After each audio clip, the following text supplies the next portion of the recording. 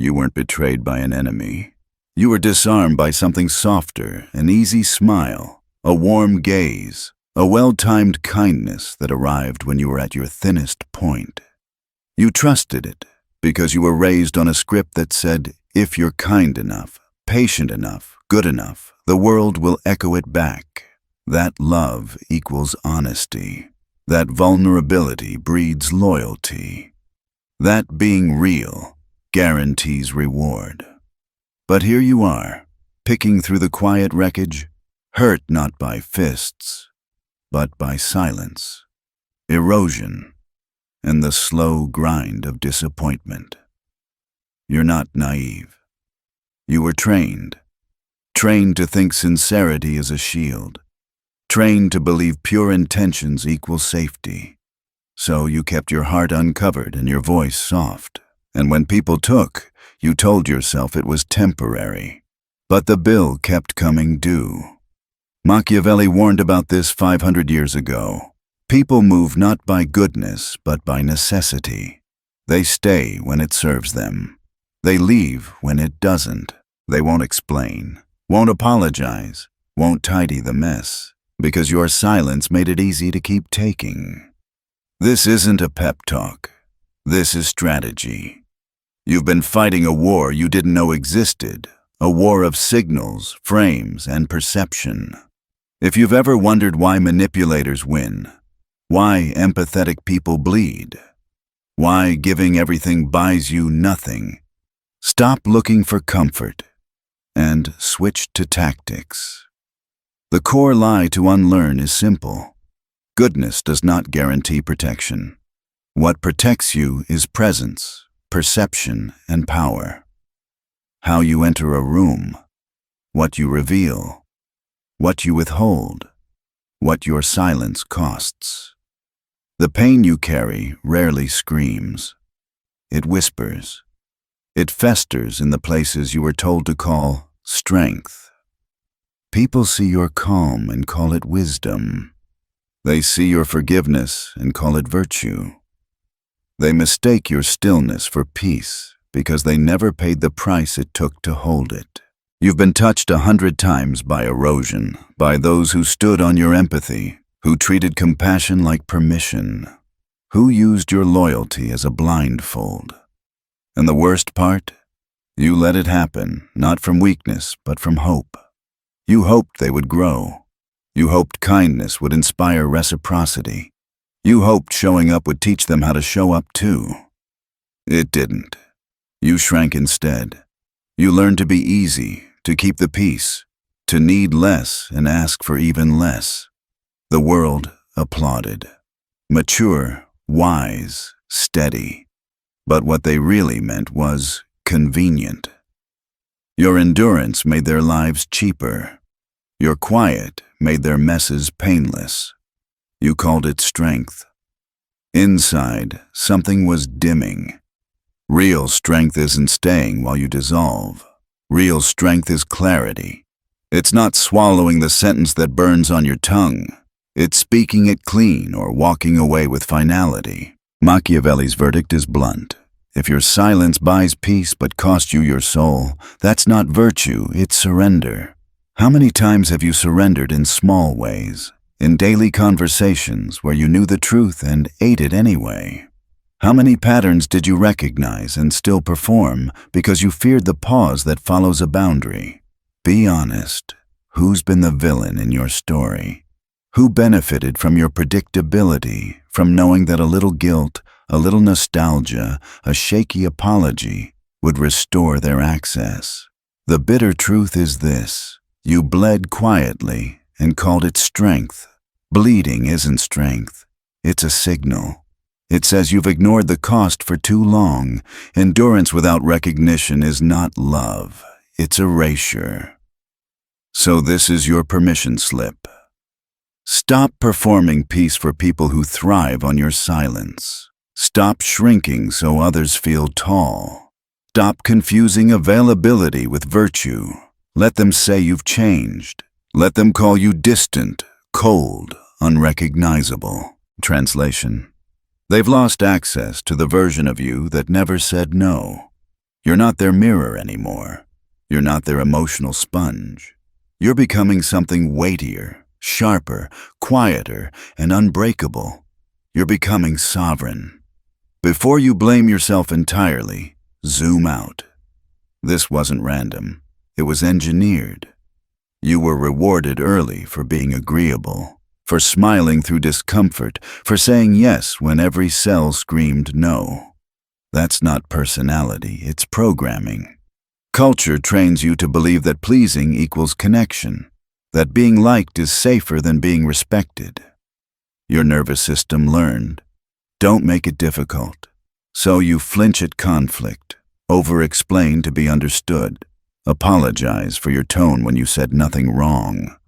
The world doesn't just tolerate this programming, it feasts on it. We glorify self-sacrifice, romanticize the bigger person, and abandon the giver the second they need something back. People didn't love your goodness. They loved your predictability. Machiavelli understood the leverage of prediction. The moment they can read you, they can move you. Oversharing becomes a user manual. Transparency becomes a map, and maps help rescuers and hunters. Here's the counterframe. Clarity is not cruelty. Boundaries are not betrayal. Unreadable is not fake. Unreadable is fortified. You've spent years trying to be understood. Now it's time to become unpredictable, not to deceive, but to defend. The less they can script you, the less they can bait you. The more your silence costs, the more carefully they step. Power isn't the volume of your voice, it's the gravity of your presence. How carefully people listen even when you say nothing. Let them guess. Let them wonder. Let them label your evolution ego. Labels are what people throw at walls that no longer open for them. You are not here to be easy. You are here to be true. And today, truth starts with this. Kindness without boundaries is self-betrayal. From this moment forward, your goodness gets a spine. Your warmth gets a gate. Your silence gets a price. Let's name the trap clearly. Predictability. Once people know your path, they'll set their chairs on it. Not always because they're cruel, often because humans default to what works. If apologizing halfway keeps you, they'll apologize halfway forever. If a shaky excuse buys forgiveness, they'll keep the printer running. Machiavelli wasn't obsessed with cruelty. He was obsessed with leverage, what moves people, what frames hold, what breaks patterns. If they can anticipate your moves, they can steer your outcomes. And when your outcomes keep rewarding their shortcuts, they don't reform, they repeat. So, here's the pivot. You stop narrating your inner world to make others comfortable. You stop offering previews of your boundaries, discounts on your standards, coupons for your patience. Clarity beats performance. A boundary you don't announce but enforce is stronger than a speech you deliver and then abandon. If your no requires a paragraph of reasons, it's not a boundary, it's a debate invitation. Let's break down the 3 costly habits that keep you exploitable habits praised by the world, but punished by reality. First, niceness without discernment. Being warm is good. Being accessible on demand is not. People don't value what is free at all times. They value what requires respect to access. You've been taught to keep the water running and feel guilty for installing a faucet. But taps exist for a reason. Flow without flood. You can be kind without being endless. You can be generous without being available at 2 a.m. for the same crisis that returns every Tuesday. Commandment. Let your presence be warm and your availability be earned. Machiavelli would tell you, protect your entrances. Power leaks through open doors. Second, oversharing as bonding. You thought openness equals intimacy. It doesn't. Intimacy is earned, not dumped. When you hand over your full emotional blueprint on the first or fifth encounter, you don't create connection, you create leverage. Now they know where to tug, where to stall, where to say just enough to keep you hopeful. The fix is simple and uncomfortable. Share slowly and selectively. Let time do its filtration. Ask yourself, have their actions earned access to this part of me? If the answer is no, silence is not deception, it's wisdom. Machiavelli would call the opposite a fatal error. He who exposes his plans gifts his enemies the knife. Third, endurance as loyalty. You were praised for staying. But staying while nothing changes isn't loyalty. It's self-erasure. Endurance becomes complicity when your continued presence removes all incentive for growth. People don't change when you absorb their impact. They change when impact reaches them. Lines matter because consequences teach. If your relationships are advanced classes in how much can I take, you've confused pain tolerance with love. Set a line. Enforce the line. Not with drama, with distance. The moment your absence becomes the logical outcome of disrespect, everything recalibrates. Let's add a principle you can carry into every room. The map principle. Stop handing out maps. Every justification you offer, every long explanation you give to avoid being labeled difficult, every transparent breakdown of why you feel this way, becomes a set of coordinates. People who want to love you will learn you by staying. People who want to manage you will learn you by studying. Break the syllabus. Replace explanations with outcomes. This doesn't work for me. Full stop. I won't be attending. Full stop. That tone ends this conversation. Full stop. No footnotes. No bibliography. Another pivot. Misdirection without manipulation. There's a difference. Misdirection is simply the choice not to play on their terms. When pressed to define, you refine. When pushed for reasons, you offer boundaries. When baited into old patterns, you go quiet.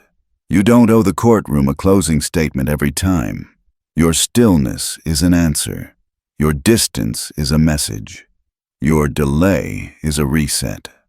Let uncertainty do some work. Anxiety grows in the space where your old predictability used to live. That's not cruelty. That's recalibration. Presence is your leverage. Show up less, and when you do, arrive sharper. Speak fewer words, and let each one carry weight. You're not withdrawing to punish, you're withdrawing to reprice your access. When people grumble, remember, objections often come from those who've been overfunded by your energy. Their discomfort is data, not direction. You are not responsible for detox symptoms when you stop supplying the drug of endless accommodation. Now, strategy in motion. Build a new cadence.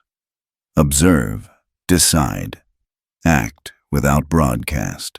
When you need to shift your role in someone's life, do it quietly. Don't telegraph the plan. Embody the change. Reduce your tells. Cut the nervous filler. Let no, not now, and that's not for me, do heavy lifting. If they demand your reasoning, know this. Your life is not a committee meeting. Your standards are not a group project. Vote closed. A final reframe for this chapter. Being unreadable is not being fake. It's being sovereign. You're not hiding, you're handling. You're not withholding love, you're preventing leverage. And when people say you've changed, hear the underlying message. Your new boundaries are incompatible with my old benefits. Good. That means it's working. From here on, your kindness travels with a gatekeeper. Your empathy rides with a seatbelt. Your silence has a price. Because power isn't about towering over others. It's about no longer bending under them. And once your spine remembers itself, Access becomes a privilege, not a pastime. You've been told your softness is your strength, that forgiveness makes you enlightened, that patience proves maturity. But here's what Machiavelli would whisper if he could cut through the noise. Strength without clarity is just exhaustion in disguise. You've mistaken silence for peace, endurance for loyalty, and pain tolerance for love. Every time you stayed one conversation too long, one apology too early, one boundary too late, you taught people exactly how far they could go. Not because they were evil, but because you trained them that your pain wasn't urgent. Let's call this what it is, a system. You were raised to keep the system running. From childhood, you learned that compliance earns safety. Smile when you're hurt. Stay polite when you're disrespected. Be the good one, the calm one, the bigger person. And every time you complied, someone praised you for being easy. What they were really praising was your predictability. You were manageable, and the world loves what it can manage. This programming runs deep. It's why confrontation makes your heart race. It's why you over-explain. It's why your first instinct after being hurt is to justify someone else's behavior instead of naming it. You were taught that being liked equals survival, but liked and respected are not the same currency, and one bankrupts the other. Look around. The world rewards self-erasure. We glorify the peacemakers who never speak, the givers who never rest, the understanding ones who absorb insult after insult and call it love. But Machiavelli knew better. Power doesn't rest in being adored. It rests in being felt. He who reveals his intentions, he said, has already surrendered. Transparency might look noble, but in the wrong hands, it's a roadmap to control. Every time you explain your pain, hoping for compassion, you hand over a manual. Every time you justify your boundaries, you give someone a map. And maps don't just help people reach you, they help them corner you. It's not always conscious. Control rarely is. Most people don't crave understanding, they crave predictability. They call it love when what they really want is management. So, stop being readable. Stop being explainable. The next level of self-protection isn't cruelty, it's ambiguity. Let people wonder where they stand. Let your silence replace your essays. When someone asks for reasons, give restraint. When they demand clarity, give calm. When they push, stop moving. Because unpredictability breaks manipulation faster than confrontation ever will. Machiavelli didn't preach deception for its own sake. He preached control, presence, mystery, strategic silence. In modern terms, that means this. Stop narrating your healing. Stop giving updates on your growth. You don't owe anyone the step-by-step of your evolution. Move quietly, act decisively, and let results speak the language words can't. True power isn't about how loud you speak. It's about how carefully others listen, even when you say nothing. Let them guess. Let them call you cold. Let them spin their theories. That discomfort they feel, it's their dependency on your emotional predictability dying. Don't save it. Let it go. Because here's the truth you've avoided. You were trained to betray yourself slowly. Not through one grand decision, but through small, daily erasures. Smiling when you wanted to scream. Agreeing when you wanted to walk away. Calling submission compromise. It didn't look like betrayal. It looked like love. But every time you silenced your truth to preserve the peace, you fractured your foundation, and the world rewarded you for it. You got applause for being understanding, for staying low maintenance, for having emotional maturity. But behind those compliments was a quiet translation. You're convenient. You don't make us uncomfortable. You absorb pain quietly. Perfect. Stay that way. But you're done. Because strength isn't how much you can take. It's how little you tolerate once you've seen the pattern. Let's break the old cycle. You stop mistaking niceness for safety. Niceness without discernment is self-neglect. They don't respect your tone. They respect your terms. No one values what's always available. Be kind, but be scarce. Be gracious, but guarded. Warmth is a gift. Access is a contract. You stop oversharing to earn connection. Vulnerability isn't intimacy, it's data. Give it to the wrong person, and they'll weaponize it. Machiavelli would call this the fatal error of trust.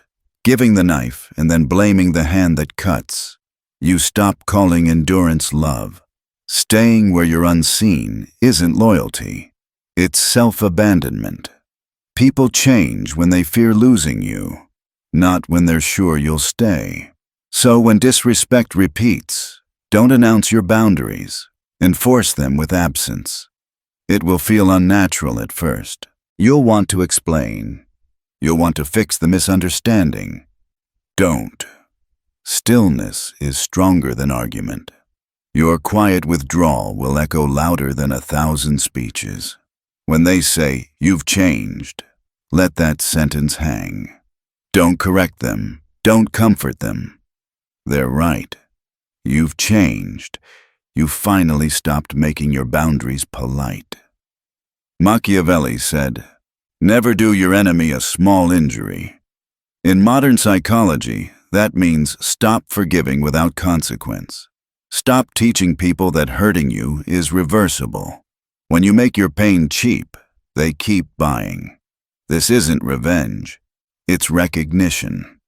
It's the understanding that tolerance without limits isn't kindness, it's permission.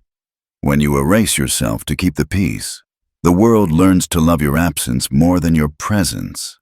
And here's your new rule. Power doesn't roar. Power recalibrates the room simply by existing. It doesn't explain. It doesn't beg. It doesn't prove. It makes people adjust their tone before they speak. That's not arrogance. That's the gravity of someone who's finally stopped being easy to move. You're no longer the emotional janitor for everyone's chaos. You're the architect of your own. Quiet, clear, untouchable. And that's the kind of power no one can steal. You've spent years chasing fairness, hoping that if you did everything right, stayed honest, patient, kind, the world would eventually meet you halfway. But Machiavelli would have told you what no one else dared to. The world isn't ruled by fairness. It's ruled by awareness. Power doesn't flow to those who deserve it. It flows to those who understand how human nature actually works. You thought your moral purity would protect you, but appearance, not truth, governs the world. People don't respond to how kind you are. They respond to how much your silence costs. They don't respect compassion, they respect consequence. That's why you've watched confidence outrank kindness, boldness eclipse sincerity, and indifference be mistaken for strength. The world is not moral, it's psychological. And psychology obeys perception.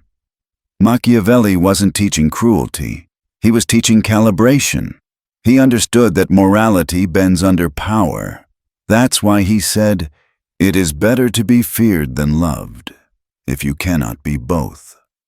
Not because he glorified fear, but because he knew being felt keeps you from being forgotten. When people can feel the weight of your presence, they pause before crossing you. That pause, that single second of awareness, is protection. Nietzsche saw it too. Morality isn't fixed. It's a frame built by whoever holds power. And Carl Jung pushed it even deeper. Until you make the unconscious conscious, it will direct your life, and you'll call it fate. What you've been calling bad luck wasn't fate. It was unconscious obedience. You kept repeating patterns because you thought predictability made you noble. But predictability is a weakness. It tells everyone how to move you. When people can anticipate your reactions, your forgiveness, your explanations, your empathy, they stop respecting your presence and start leveraging it. Not necessarily from malice, but because you've made it easy. You've trained them that your peace comes second, that your silence is their safety net, that your boundaries are just warnings, not walls. But here's the pivot. Stop waiting for fairness. Start enforcing clarity. Peace is not something you beg for, it's something you impose through standards. You don't need louder arguments. You need quieter conviction. When someone crosses your line, don't lecture. Don't explain. End access. You teach through absence what no speech could ever teach through sound. This isn't about hardening, it's about awakening. Machiavelli's brilliance wasn't in manipulation, it was in precision. He understood that people rarely do what's right. They do what they can get away with.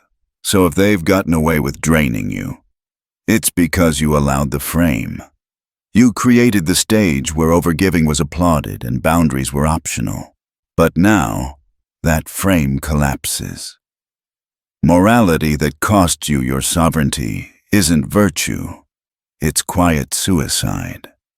You cannot lead your own life if you're still waiting to be understood by those who only value what they can use. Control the frame, or the frame controls you. And when you do, you'll see how fast manipulation dissolves in the presence of stillness. From this moment on, your focus isn't to prove you're good, it's to ensure you're clear. Because goodness that's unguarded becomes a tool in someone else's strategy, and clarity is the first step toward reclaiming power. Transformation begins the moment you unlearn what was never true. You were never meant to be digestible. You were never meant to be endlessly soft, endlessly forgiving, endlessly accessible. The ones who needed you small were never going to love you whole. They only loved the version that didn't threaten their comfort. You've spent years sanding down your edges to keep the peace. You smiled through confusion, made yourself smaller to avoid confrontation, silenced your truth so no one felt uneasy. But the part of you that made people uncomfortable, the fiery, certain, unfiltered you, that's the part that holds power. It's not the side that seeks approval. It's the side that no longer asks for permission. Stop asking, will they still love me if I say this? Start asking, will I still respect myself if I stay silent? Because real power isn't domination, it's self-trust. And self-trust always looks dangerous to those who once benefited from your confusion. They'll say you've changed. They'll call you egoistic, detached, distant. But what they're really saying is that you've stopped being predictable. You've stopped bleeding to keep them warm. You've stopped treating self-erasure as love. And for the first time, you're not trying to be understood. You're trying to be aligned. That's the Machiavellian shift. You no longer fight for approval. You embody authority. You don't compete for peace. You create it. You don't chase respect. You command it through restraint. And that, quietly, is what makes the world move around you instead of through you. Real power was never meant to be loud. It doesn't argue, explain, or perform. It moves quietly and makes people adjust without command.